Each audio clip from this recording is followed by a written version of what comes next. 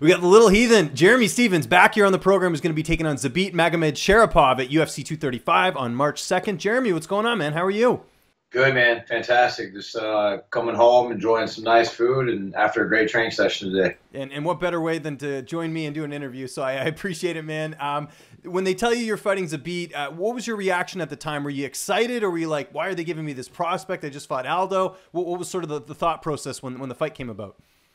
I thought, yeah, what a great opportunity to go out there and put a statement on young, rising, up-and-coming star. So what better time to shine? You know, it's gonna, ESPN, new year, new me, new time to knock a motherfucker out. I like that. This fight's in March. Your last fight was in July. Was this the right amount of time off, or were you trying to get in there a little bit sooner?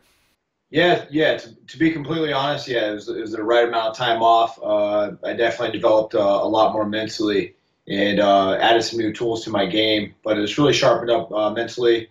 Was able to take that loss, learn a lot from it. I had a whole bunch of data of collected evidence of what I need to work on, how I need to show up, how I need to go in there and perform better and rise to the top. And we don't want to give any trade secrets away here, but is there anything you can tell me that you have switched up for this camp, ahead of this fight?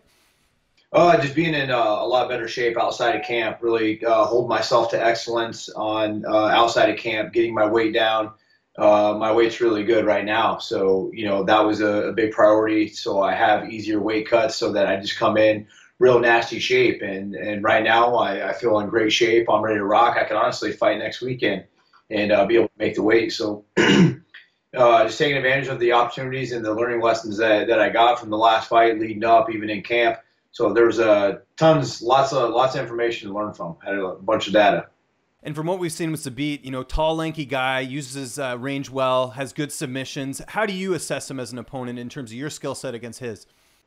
It's fantastic. He brings some challenges to the game. But I bring a lot more to the table than just what's on paper. You can't measure on paper what I got. He's facing a whole nother caliber of opponent, and it's going to be a great, exciting matchup, and the fans should be excited for this one.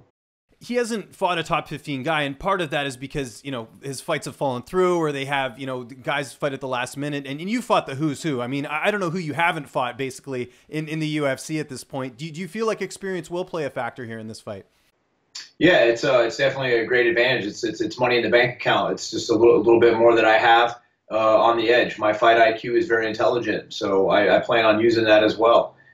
He's a smart fighter. He comes from a great camp. He's a great athlete. He's willing to go for it, and it's going to make for two exciting guys giving it all they got, and I can't wait to break them. And I'm sure training camp is going awesome at Alliance. Training partners, who are some of the guys that are helping you get ready for this fight? Just the usual suspects. Alliance MMA. That's it's fantastic there. Dominic Cruz he's been out and sidelined on surgery, but he's been in my ear helping me out on specifics.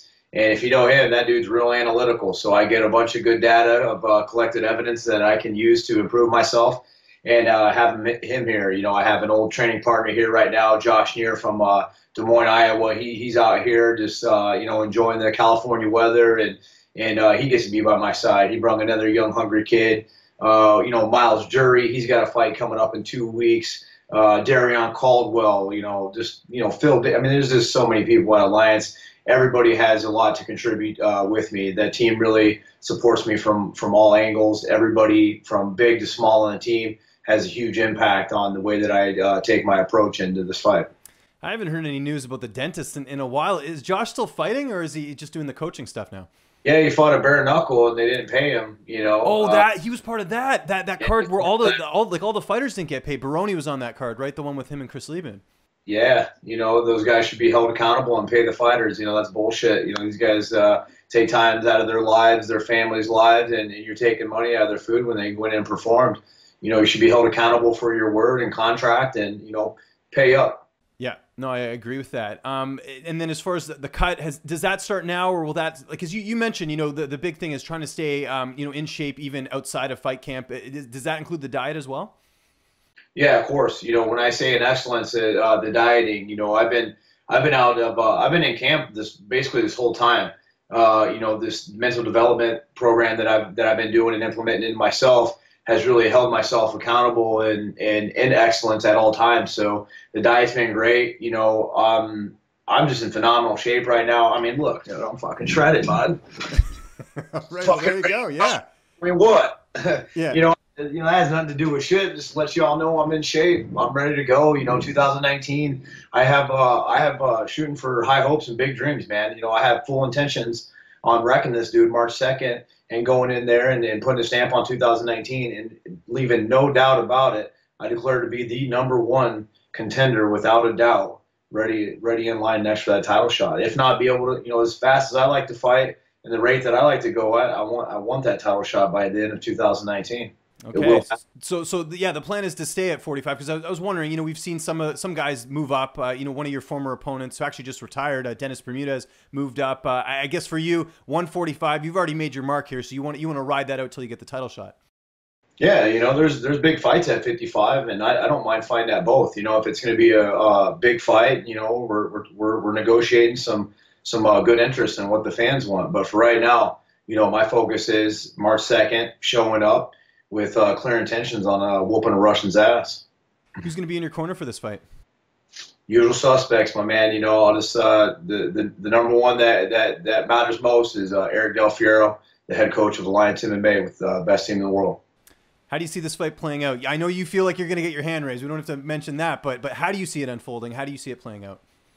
I see him just getting broken down with a real smooth criminal and clear intentions that I got, and just beating this guy up from different parts, and he's going to see something that he's never seen, something that he's never felt. He's in there with a completely different animal, someone who's just as fucking crazy as ever. I'm not scared to get taken down. I can get up, you best believe it, and I'm going to create opportunities in there, and I'm going to take advantage of it, and I'm going to fucking beat that ass. Just got a couple other questions kind of outside this. Your last opponent, Jose Aldo, just defeated Moicano. Did you expect him to defeat him like that, or was that a bit of a surprise? Jose's been looking great. He looked great against me, and he looked great going in against Moicano. I think a lot of people have written him off. I definitely wasn't one of those guys. He's a great champion, and he looked fucking phenomenal. I didn't get to see the fight, but I did see the highlights, and he looked better than ever. He's on a roll right now, and he's been a great champion. He's still in the game. And I think, believe it or not, that actually helps you a little bit because Aldo's not going to fight Holloway as long as he's champion. It's very rare you see a third fight when a guy's been finished twice. That Moicano, that's another contender that's out. You have an opportunity here to kind of take that spot again. Yeah, of course. My journey's my journey. Aldo, I wish him the best, man. He's looking great, and he's got great fights ahead. He's got some big fights that he could go back to and capitalize on, and as do I. So I'm following my journey. And like I said, man, March 2nd, whichever the opponent is, whoever shows up, that's my clear intention on whooping that ass. Has the UFC told you the winner of this fight, what the implications could be at all, or are you just kind of going into this and let the the fists speak for themselves? It's not really something that I really worry about. Like I said, 100% clear intentions is whooping somebody March 2nd and doing it in style, the way that I like to do it, and the way I do things. It'll speak volumes. So I'll let my actions speak from here. I know you're a big baseball fan. Do you pay attention to what happens in the off season, or you just don't care until the season starts up? No, you know what? I'm a big baseball fan, but it's hard for me to get into watching it. I'll catch some games here and there, especially if like here at the Padres or whatever, but not until maybe like playoffs. Like I'm like one of those types of guys. I jump in at the playoffs, but I'd rather play it than be watching TV. I got my own shit going on here. I got my family. My daughters are in softball right now, so I spend my time outward focused, outdoors, getting them involved in their batting, and everything else that they got going on. Those are some people I'm inspired by as well, little freak athletes. And last question before I let you go, any talks to get back on Rogan's podcast? Because, man, that first time you were on, I really enjoyed it, and I think there was a lot you offered. And you talked about the, inspiring others. I think you did that by going on that show a couple years ago. Yeah, I heard a lot of great feedback from around the world, man. Just traveling in planes, people coming up to me, probably weren't like really know anything about MMA, but just saying how great that was and how I was able to connect. I've been on there twice. I don't know, third time's a charm. So Joe Rogan, man, he's a great guy, and I always appreciated the opportunity that he's given me to be on that podcast. And I'm interested in that Kanye Kanye West. Yeah, is that going to happen? I don't know. He put the bat signal out a while ago. It looked like it was going to. I'm saying it will. I believe it will. If they said they're going to make it happen, they'll make it happen, and it'll be the right time, and that'll be an interesting one. But if I can get back on there, for sure, man, 100%. Would love to get back on that one. And this is going to be an awesome card. March 2nd, it is UFC 235. Jeremy, I always appreciate you taking the time, man. Just remind people where they can find you on social media, and if you have any sponsors or shout-outs, the floor is yours, man. Yeah, social media, Lil Heathen MMA. I got some things coming up. I got like a fund, a donation that I'm giving back, to a lot of different causes. So stay tuned. Check me out, Lil Heathen MMA, Instagram, Facebook. Hit me up. Feel free. That's where you can find my material.